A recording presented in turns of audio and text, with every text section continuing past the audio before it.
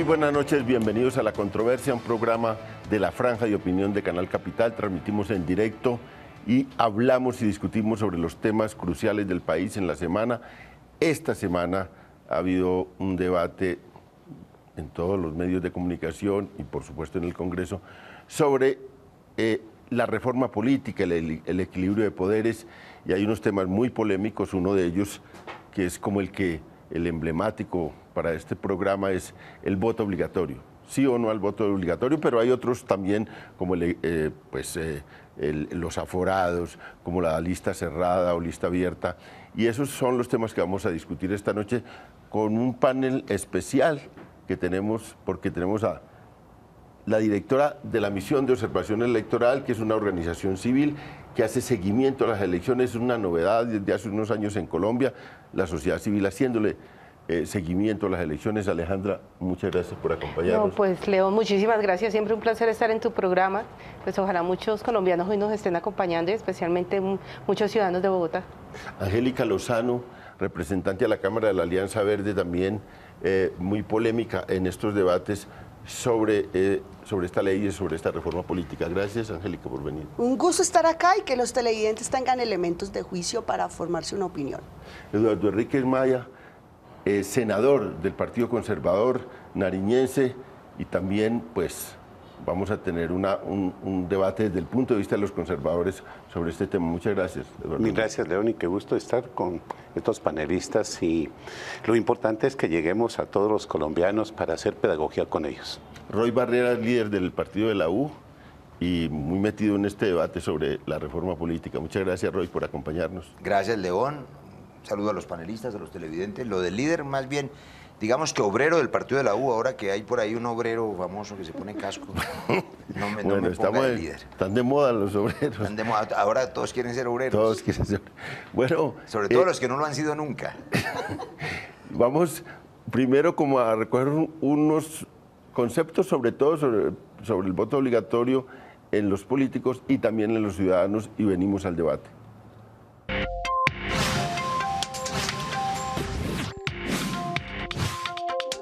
Podría eventualmente incrementar la participación de los ciudadanos, y esto es bueno para la democracia, porque por lo menos compromete a los ciudadanos en el deber de tener que retribuirle a la democracia aquello que la democracia entrega, como el derecho a la libertad, la igualdad y la participación.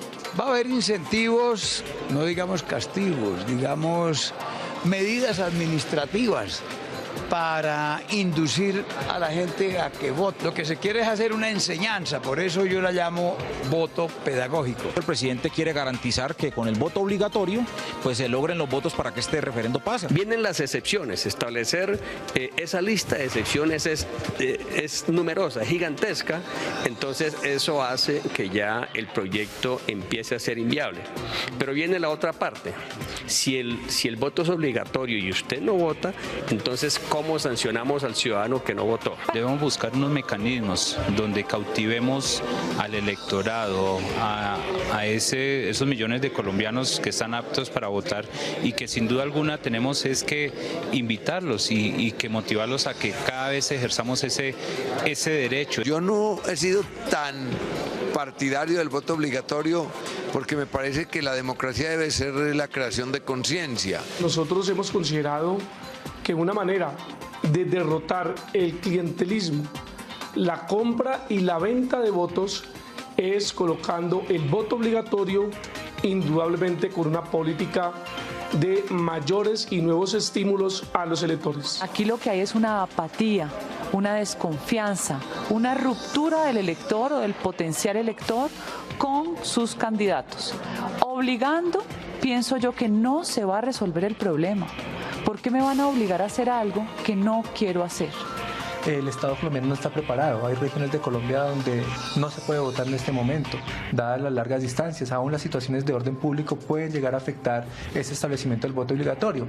Entonces creemos que esta no es una solución, sino que se debe trabajar en el aspecto propiamente cultural, y creemos que en ello la educación es muy importante. Los contra, principalmente para mí, es que es una incertidumbre, porque como no hubo un estudio de antecedentes técnicos sobre en realidad cuál es el nivel de participación de los ciudadanos, y como hay unos niveles de corrupción muy grandes, particularmente en las regiones y en los departamentos donde el proceso electoral está capturado, es probable que el voto obligatorio también termine capturado por parte de organizaciones y de grupos de interés y terminen entonces llevando a la gente electa a votar y eligiendo unos gobiernos mucho más legítimos desde el punto de vista cuantitativo, pero no desde el punto de vista cualitativo.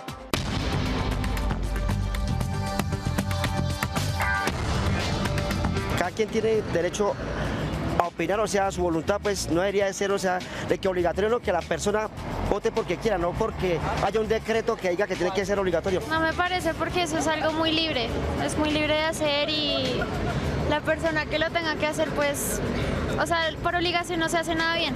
Ponerlo a uno en la obligación, o si no, ¿qué le ponen a uno, una multa o qué? Considero que el voto no debería ser obligatorio, debería ser parte de la formación del ciudadano y es una forma como, digamos, el pueblo se expresa de acuerdo a cómo se siente gobernado.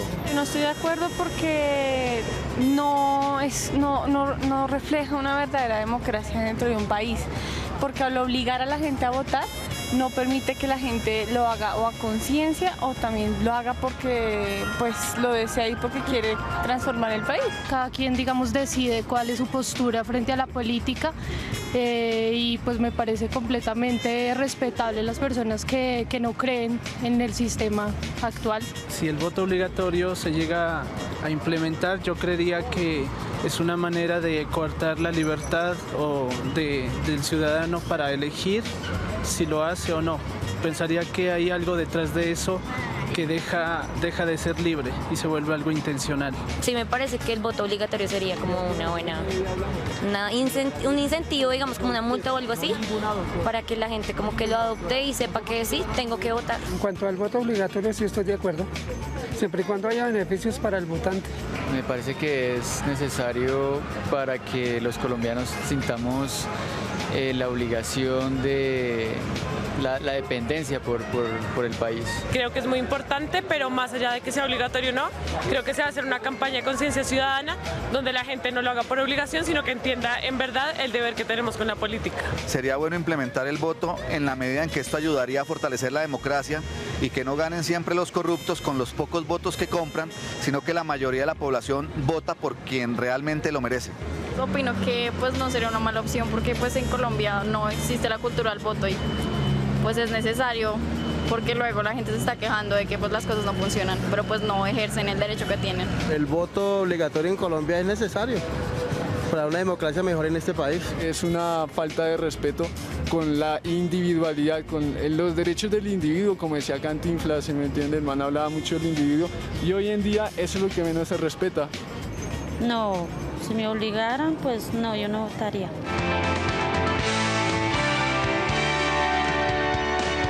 Estamos en la controversia debatiendo sobre la reforma política. Teníamos un tema para arrancar, que es el tema del voto obligatorio. Y entonces vamos a consultar primero a Alejandra Barrios. Alejandra, ¿usted qué opina?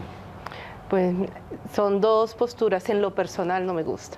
Lo personal, yo creo que la democracia necesita el ejercicio de conquistar, de seducir.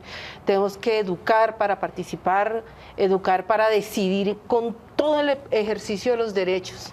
Entonces, en los términos personales, en términos como directora de la misión de observación electoral, para empezar, tres cosas. Uno, no tenemos un estudio serio que nos diga cuál es el impacto de los incentivos electorales que hoy tenemos. Lo más cercano es una información de cifras y conceptos, en donde más o menos el 30% de los ciudadanos encuestados conocían cuáles eran los incentivos que hay para votar.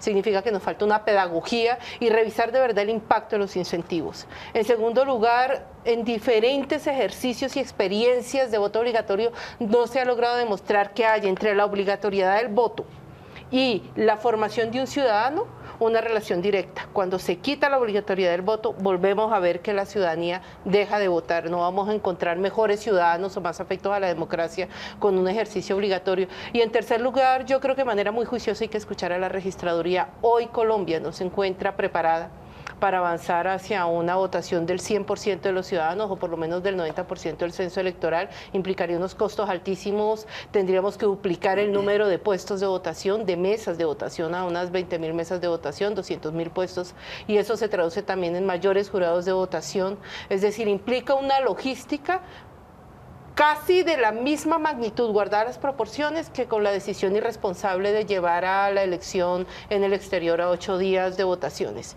Está sin estudios y sin una mirada seria de impacto. Angélica, un argumento que algunos establecen es: vamos a hacer un ensayo, unos 2 periodos, para a ver qué tanto estimula esto el voto. Aquí ha habido una abstención alta comparada con algunos países de gran participación, pero también con países...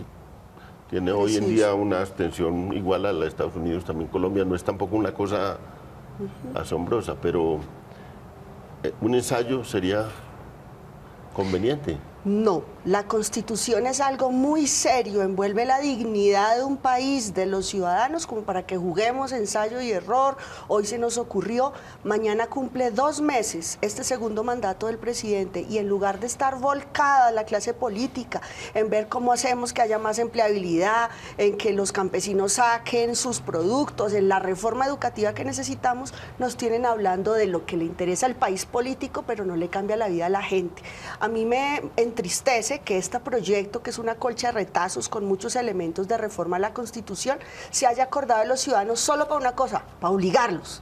Vaya a votar, les toca, violando su libertad. En la esencia de la Constitución, pluralista, diversa, está la libertad de nosotros los seres humanos. Y es el Estado el que tiene que estar al servicio de los ciudadanos, y no con medidas como estas, arbitrarias, incumplibles. Un Estado donde ni siquiera se cobran los comparendos de tránsito, forzar a los ciudadanos a votar para legitimar la política. Yo creo que necesitamos una ciudadanía con educación, que se motive a votar, que vea estos debates y diga: no, es que este señor le quiere subir al IVA allí para que haya más educación, bajar allí para que haya más no sé qué al campo. Votemos para apoyar o contener tal tesis, pero no a la brava y obligando, que es para lo único que se acordó el gobierno de la ciudadanía en este proyecto, por lo que no me gusta.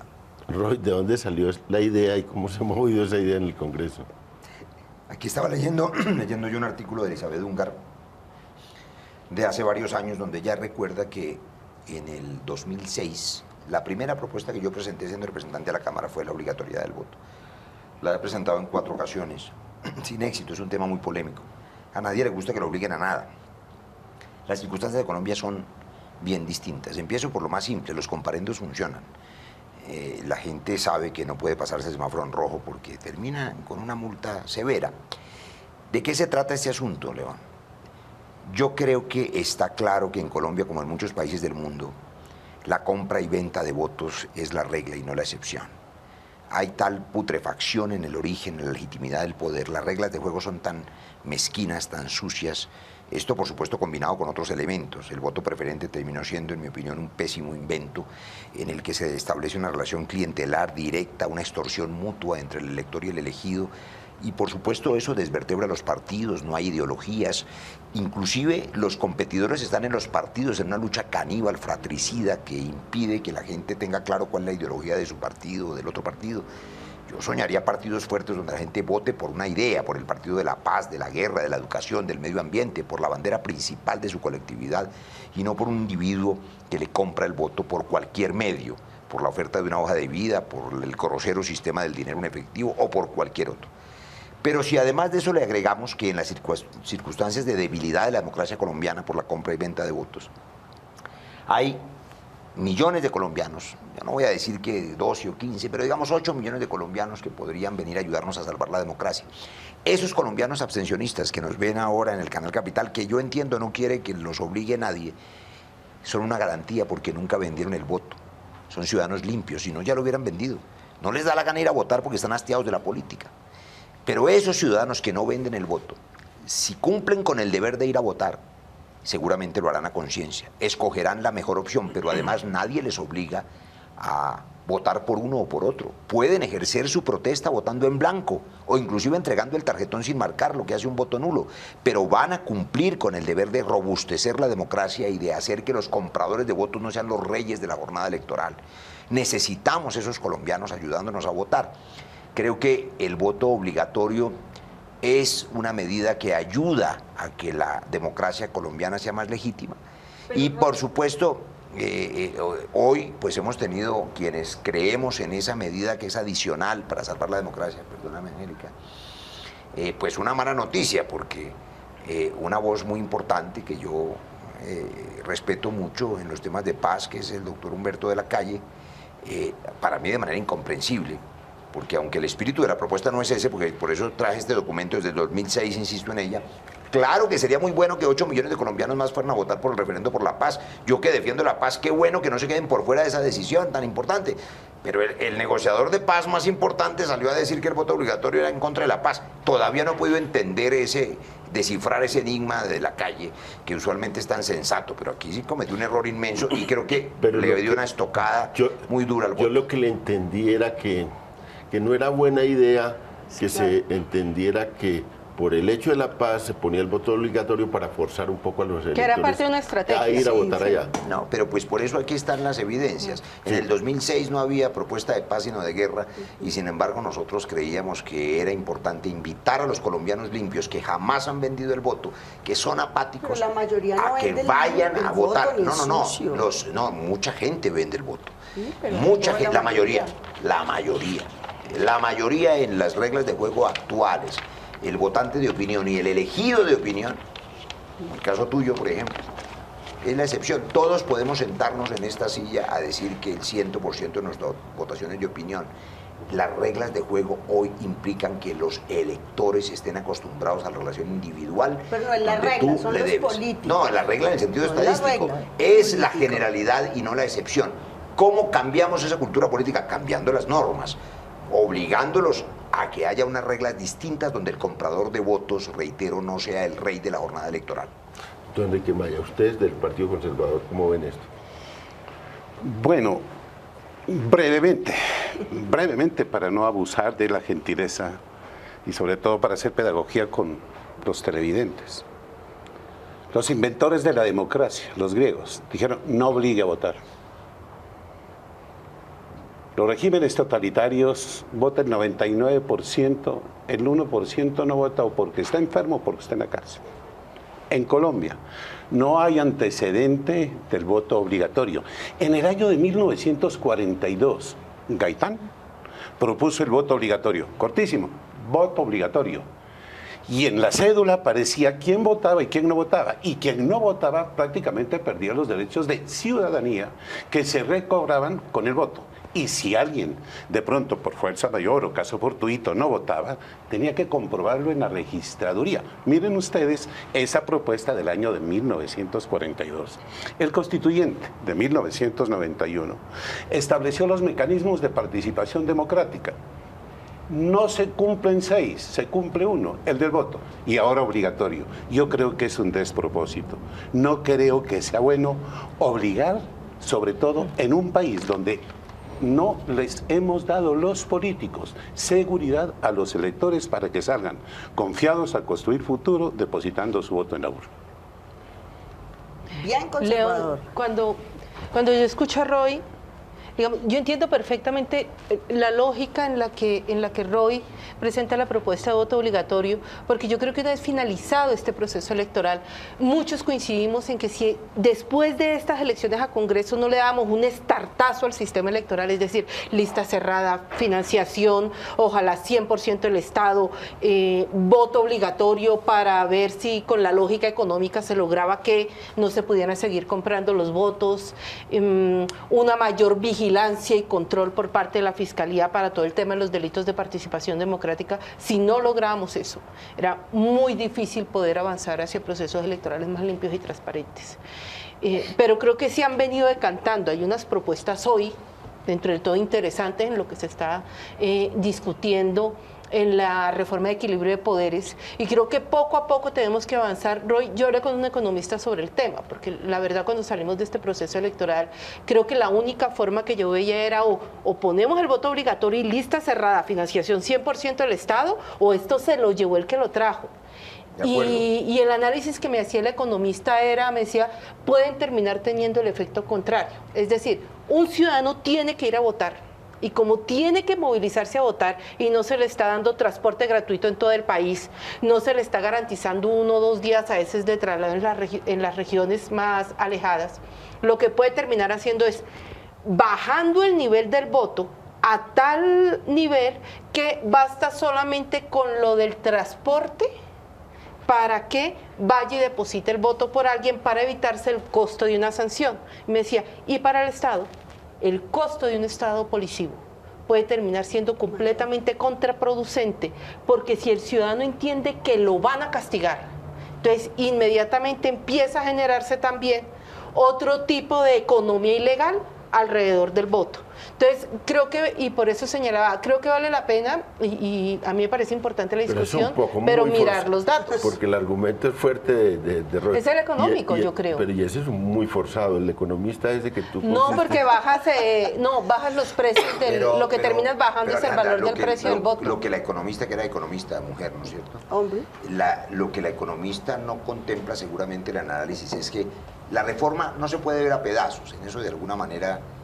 coincido con Angélica, uno no puede desvertebrar una reforma y sacarle un brazo y quitarle la pierna, porque entonces queda un monstruo. El asunto funcionaba bien en un contexto, sí, en todo y el es paquete. el contexto de la lista cerrada. Es decir, si el partido azul, rojo, verde, amarillo tiene una ideología y tiene además financiación estatal y tiene que hacer el esfuerzo de seducir a los ciudadanos para que voten por ese partido, que es el que defiende los TLCs o el medio ambiente o lo que sea, o la diversidad sexual, pues entonces allí está la fuerza de la propaganda, la fuerza del proselitismo. No hay un individuo comprando su curul para que le dé para el transporte al señor. Funciona con esa combinación, que además incluye otro elemento del que no hemos hablado, que es la eliminación de la circunscripción nacional de Senado, que también fue un pésimo invento. Y deberíamos regresar, no lo veo viable, a las circunscripciones departamentales de Senado y en Bogotá, de manera que la gente tenga algún tipo de arraigo y pueda rendirle cuentas a sus electores. Hoy la gente, y digo esto en 10 segundos, los senadores sacan 500 votos en Cúcuta y 400 en Ibagué y 200 en Montería, y por supuesto eso proporcionalmente no significa ningún compromiso con esa región. Todo el mundo. Además, algún Córdoba esto vota, es impresionante la democracia. Vamos a hacer una pausa y volvemos a un debate sobre otros puntos también, sobre aforados, sobre lista cerrada, para mirar todos estos temas.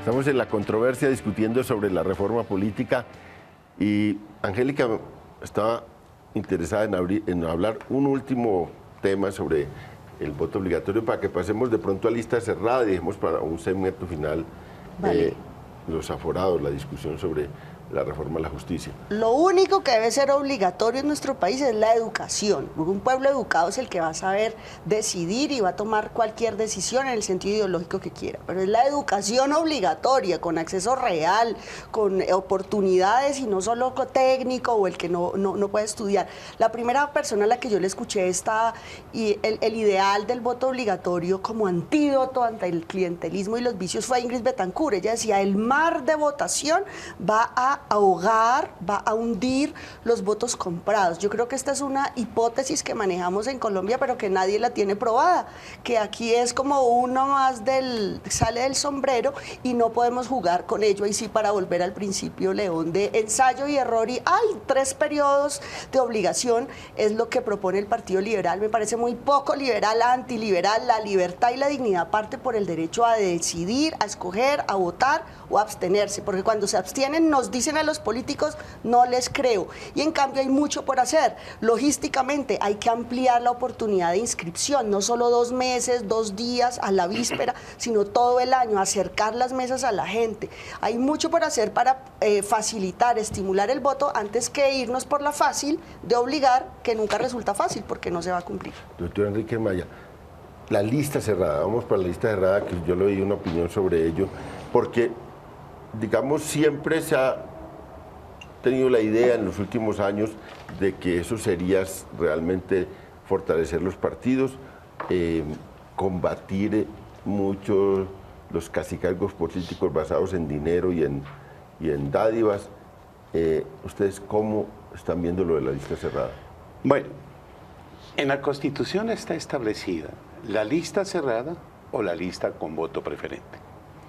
Hoy se quiere dejar un solo mecanismo, el de la lista cerrada, más claro, para que impere el bolígrafo, la voluntad precisamente de los dueños de la política. Eso se superó hace 60 o 70 años. No creo que sea un buen mecanismo. De otra parte, lista cerrada, hay que comentarle al pueblo que nos está escuchando, nos está mirando, cómo se haría. Si no es posible con el bolígrafo de los apellidos de los que tienen más plata, una especie de voto censitario, hay que ir a una elección primaria que se celebrará 14 semanas antes. Esa elección primaria jugaría con voto preferente. Vea el error, para que después se vaya a lista cerrada. Primer problema. Segundo problema, como está previsto el proyecto, es una lista alternada de votos de posiciones pares e impares. Por ejemplo, Angélica saca el primer puesto para encabezar la lista en una primaria. Va de primera en la lista cerrada. El segundo puesto lo saca Alejandra. Ya no puede ir Alejandra, sino que tiene que ir un hombre que de pronto sacó muchos votos menos que usted. Es por la cremallera. Eso es. Pero soy muy generosa y dejo que vaya un hombre. Totalmente se interpone entre Angélica y por último, Alejandro. ¿se imaginará usted, Roy, apreciadas damas y amigo León, se imaginarán ustedes que cuando se hace una reforma estamos pensando en los senadores, en los representantes, olvidándonos de la base de la democracia que son los concejales? ¿Se imaginará usted esos pobres concejales del campo, del pueblo, haciendo su lista para el consejo o su lista para la asamblea? ¿Y qué le parece que cuando los senadores que no tienen fuerza para lanzarse al Senado de la República van a pasar a la Cámara de Representantes? Es decir, un caos, un desorden total. No, yo no veo nada de ese caos. Entre otras cosas porque si así fuera, pues no funcionarían los partidos europeos con listas cerradas donde la gente sabe que vota por el PP o por el PSOE o por el Partido Socialista Francés y sabe por qué está votando. Los señores que quieren votar por la señora Le Pen en Francia, que me parece un horror, pues saben que votan por la extrema derecha. Entonces, hay ideología, hay listas cerradas, hay partidos coherentes y por supuesto que hay mecanismos de evitar la dictadura del bolígrafo. A mí no me sorprende ni me preocupa que los concejales en los municipios hagan su lista. Claro que la hagan ellos, sino que venga el jefe y se las haga. Pensando en esa base popular que hoy en día es prisionera de la compra y venta del voto y de la relación puramente clientelar y personalizada, yo prefiero partidos financiados por el Estado que defiendan unas ideas y que se tramite democráticamente la construcción de las listas. Por supuesto, hay distintas maneras, pero pongo la más elemental. No necesariamente es una primaria. Usted puede ir a convenciones carnetizadas, como ocurre en casi todos los partidos organizados. Debo advertir, a nadie le gusta que le cambien las reglas de juego con las que ha ganado. Y resulta que los que hacemos esta reforma somos los personajes que acabamos de ganar las elecciones. Entonces la inmensa mayoría no quiere que le cambien las reglas de juego. Yo ya sé jugar este picadito así, no me lo cambie. Mi partido, por ejemplo, en su inmensa mayoría, se opone a la lista cerrada. No están de acuerdo con esta tesis que yo defiendo. Y finalmente, seguro, la bancada tomará una decisión. Yo tendré que someterme a la disciplina del partido. Pero es porque a nadie le gusta que le cambien las reglas de juego. Qué bueno sería para la democracia que la gente le perdiera el miedo a eso y pudieran tramitar al interior de los partidos, partidos serios, partidos vigorosos, partidos donde además hubiera vocación de gobierno. Es que aquí además, como la democracia está más bien en el papel, los partidos no gobiernan, ganan unas elecciones, gobiernan unos tecnócratas, la oposición no tiene garantías plenas. Entonces, ¿para qué partidos? Más bien la cosa individual, clientelar. Partidos serios de gobierno, partidos serios de oposición, con ideas, con banderas y sin compra de votos. Para eso serviría la lista cerrada, que la veo muy difícil de que pase en el Congreso. Si la ve difícil, Roy, va a ser difícil que pase. A mí personalmente me gusta la lista cerrada y lo que más me gusta, entre otras, senador Enríquez, es que lleguen las mujeres. Esos consejos municipales van a ganar teniendo la mitad de la gente en las listas como mujeres, lideresas de base. Esas mujeres en la Junta de Acción Comunal, en la vereda, en la vida popular, son las que están articulando la comunidad y deben llegar a los espacios de representación. La Alianza Verde también está discutiéndolo. Hay tensiones, a unos nos gusta, a otros no.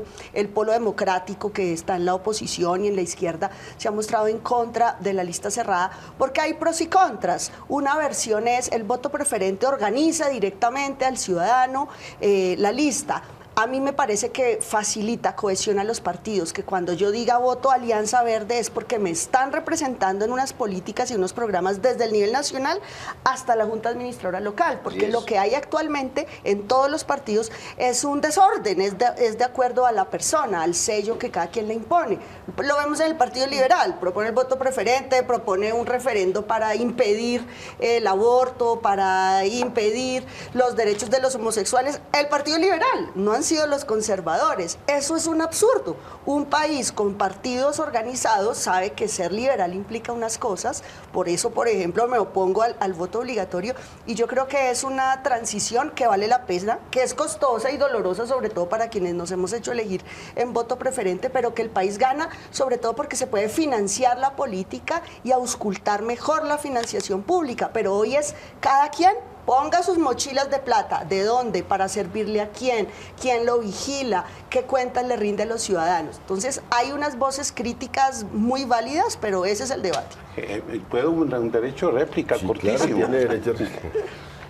Yo estoy totalmente de acuerdo que en las listas estén las mujeres. Tan es así que la puse de ejemplo para que usted encabece la lista. Me puso a y gane la y todo, lista. sí. Y de igual manera con Alejandra.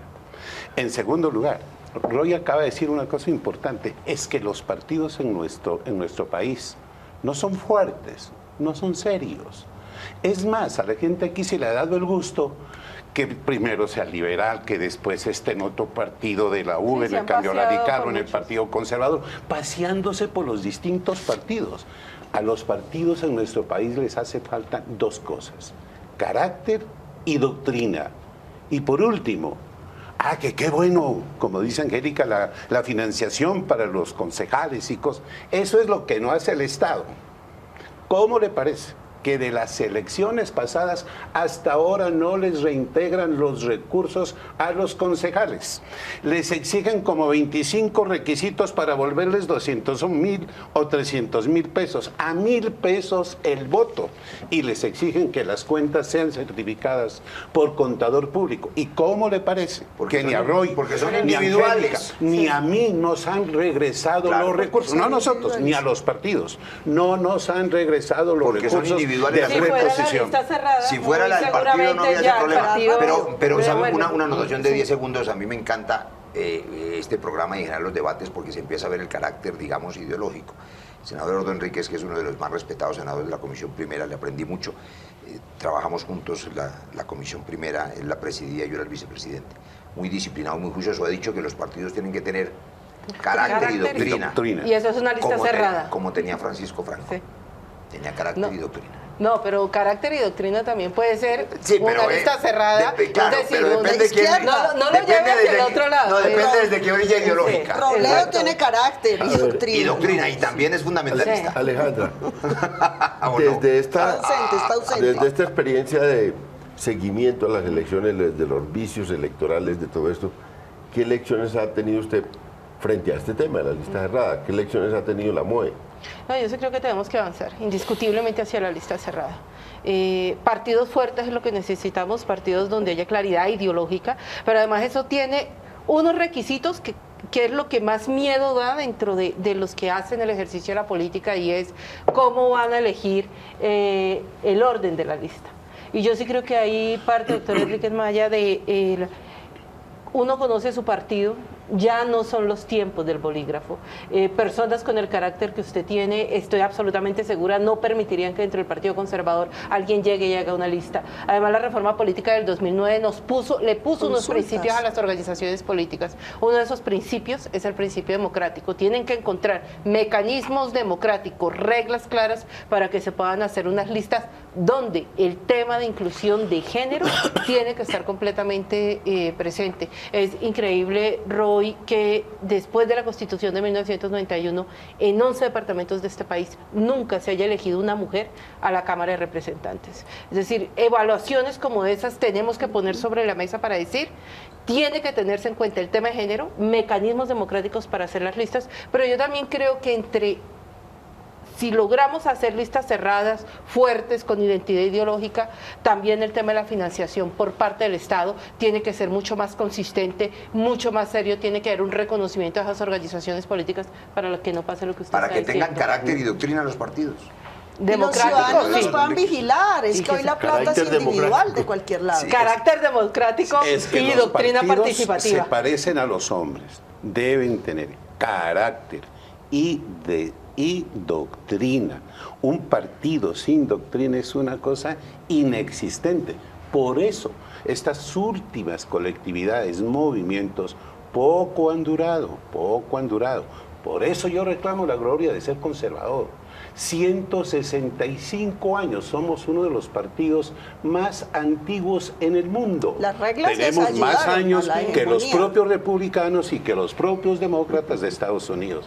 Eso es ser conservador. Es que los partidos colombianos son de los más viejos del mundo. Es que en Colombia todo es Tienen tan viejas divinamente, responsabilidades. toda la democracia es tan divina, la más sólida, la que más aguanta, la que no tuvo dictadores, y mientras tanto tenemos más muertos, cientos de miles de muertos y de víctimas que en países con Y una guerra de 60 con años. convulsiones. Entonces somos geniales para las formas democráticas y cuando en la práctica vivimos de otra forma. Bueno, vamos a pasar al punto de esta reforma, que es la otra polémica que hay y que pues, empezó como una cosa que sería fácil, porque yo entiendo que hay unos acuerdos, nadie ya discute lo de la reelección. O lo de la silla vacía extendida a los corruptos, o lo de la silla vacía, o lo de que los senados, los departamentos que no tengan representación, en alguna forma tienen que tenerla. Chuleado. O sea, esos puntos hay mayoría. A mí me da miedo que los coopten, esas curules, No, pero en los departamentos el con partido- 2000, que pase como con los afros, las Angélica, curules le voy a afro decir que se esto, la roban el los Partido blancos. Verde, para hacerle el honor, tuvo una gran idea, no fue nuestra, para evitar eso, y es que esos departamentos, para chulear el tema, garanticen el partido, si hubiera lista cerrada, claro, que allí incluyen el señor Dervichada, de Guainía, la señora del Baupés, y si el Partido Verde o el amarillo o el rojo gana en esa elección, pues pone el senador, para que no puedan ir a comprar el voto que allá con 1000 votos elige un senador. Entonces, bueno, entonces decimos, hay más o menos acuerdo, un consenso mayoritario sobre la no reelección, sobre la silla vacía extendida a los corruptos. Y sobre los departamentos que todos tengan representación que del haya Senado. representación del Senado. Y una cosa, los segundos en votación con el apoyo de todos Eso mis es muy colegas, importante. los segundos en votación, segundo en votación para la presidencia de la República es senador. Como Y el Oscar Iván segundo en Zuluaga sería votación senador. para la vicepresidencia es representante. Segundo en votación para la gobernación es diputado. Y segundo en votación para el consejo distrital o municipal es concejal distrital Para el o alcalde. municipal. Segundo para la alcaldía. Perdón. Con una anotación, con el apoyo de todas las bancadas que tienen asiento en la Comisión Primera Constitucional de Senado. Buen Vaya punto. para todos ellos nuestra perenne gratitud. Ahí hay consenso. Entonces, Una hay buena acuerdos idea sobre del estas doctor cosas. Enríquez. Entonces vamos a debatir un tema sobre que sí, es ¿quién juzga? Bueno, ¿Quién le pone el cascabel al gato? ¿Quién le pone el cascabel al gato? ¿Quién le pone el cascabel al gato? Sabiendo que hay un desprestigio enorme, que prácticamente ese sí es una coincidencia ciudadana del Congreso, que la Comisión de Acusaciones de la Cámara como lugar de juzgamiento de los aforados no sirve. Entonces hay un cambio, hay una búsqueda de un cambio y sobre hacia dónde ir, qué cambio hacer, hay dos propuestas básicas. Una de un tribunal que solo investiga y acusa. Y otro que investigue, acuse y juzgue. Y otro que investiga, acusa y pero también juzgue. Vamos a una pausa y venimos a discutir eso.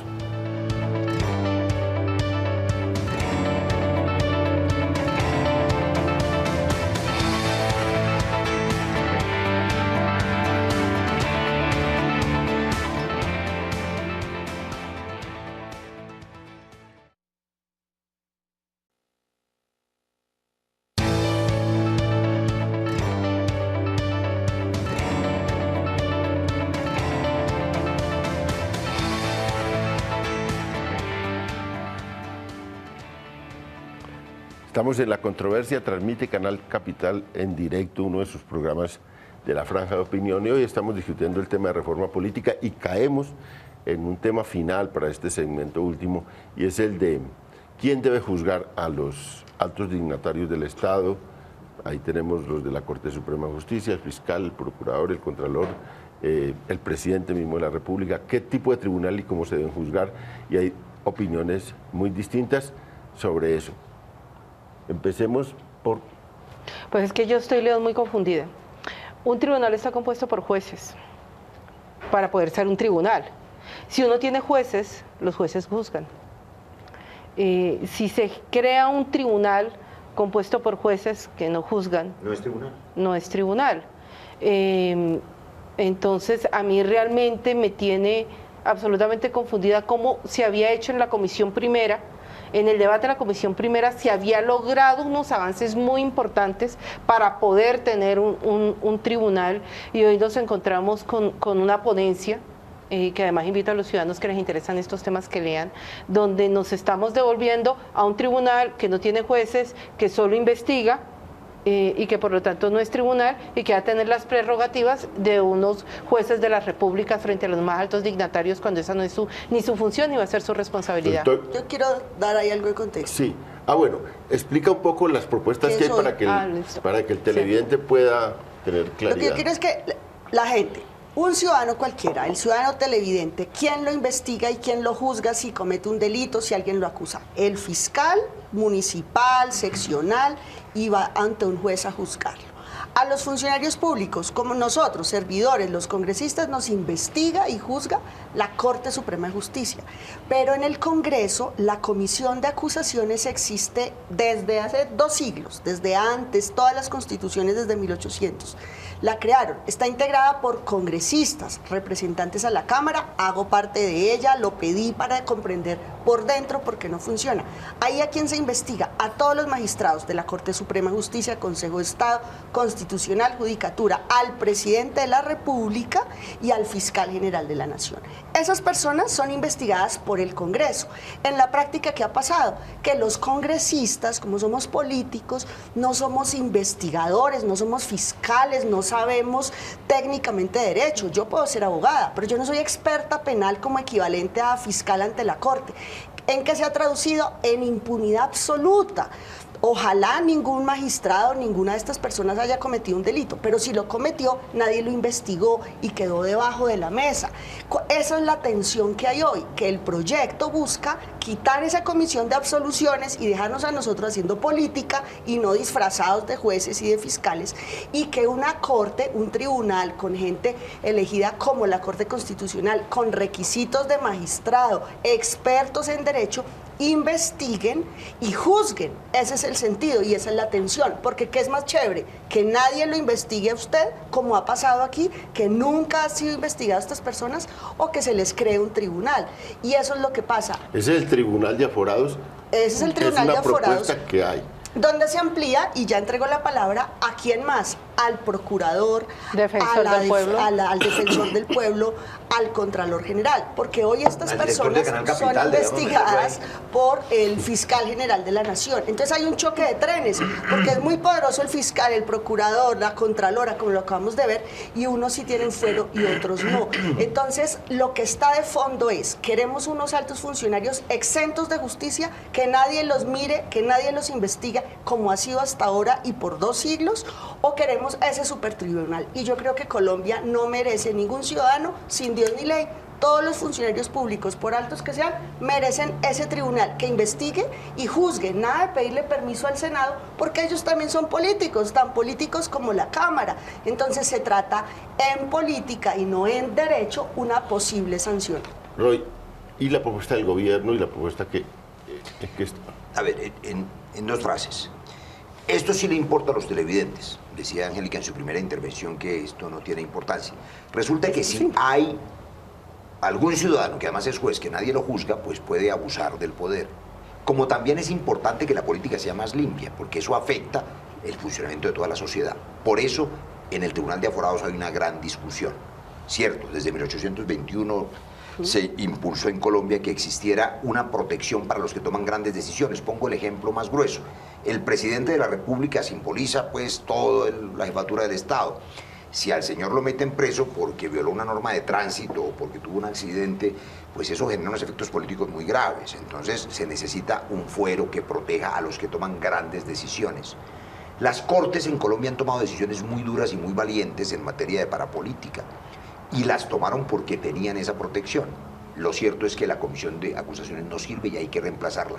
¿Dónde está la polémica? Para su pregunta, León, que la comisión primera aprobó un tribunal, como dice Alejandra, que investiga y juzga. Las Cortes advirtieron que en el caso del prevaricato, cuando una supercorte como esa juzga al magistrado y lo acusa y lo condena, su actuación queda en duda y puede haber nulidad del proceso, con lo cual no habría nunca corte de cierre. Es un argumento jurídico válido. ¿En qué va la tesis? Eliminar la comisión de acusaciones, montar lo que yo estoy de acuerdo con Alejandra, no sería un tribunal, sino una comisión de instrucción de penalistas expertos que hagan la tarea y cuando encuentren indicios de una violación al Código Penal, acusen públicamente además ante el Congreso, ese magistrado, por decir un exabrupto, cometió un hurto, violó a una niña. Ese señor tiene que ser destituido para luego ser condenado por la Corte Suprema, donde radica la Corte de Cierre. Ahí vamos y probablemente eso es lo que pase. Ahí la diferencia es si es un juicio político o penal, y en el mundo entero funciona el juicio político exclusivamente para el presidente, porque está de por medio de la estabilidad del país. No queremos al señor presidente acudiendo a un juzgado en pleno ejercicio.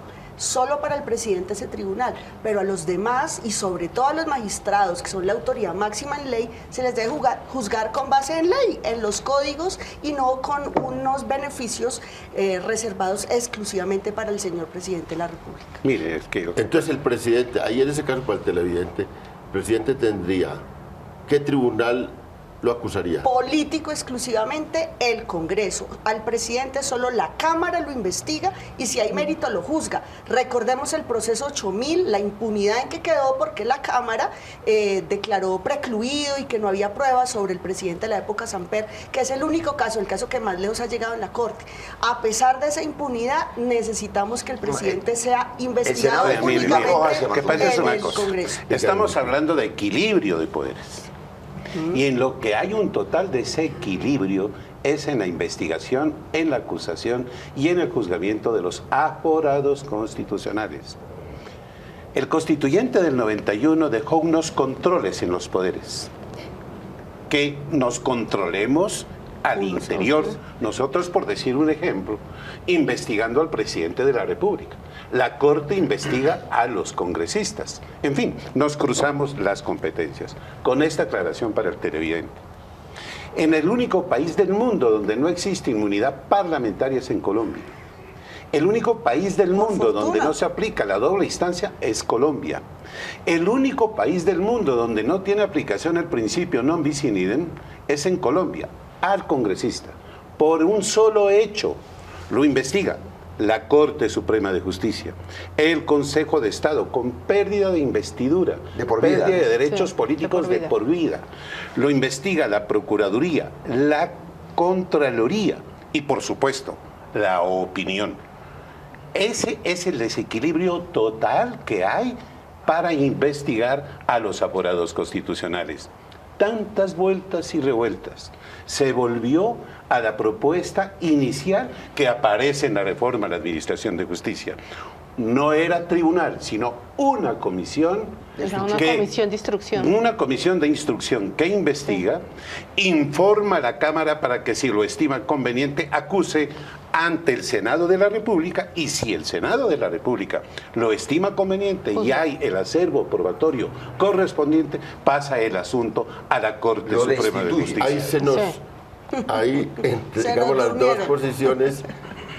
El televidente podrá juzgar, se nos acabó el tiempo. Muy buenas noches y los esperamos después del puente, el lunes siguiente, en un programa La Controversia.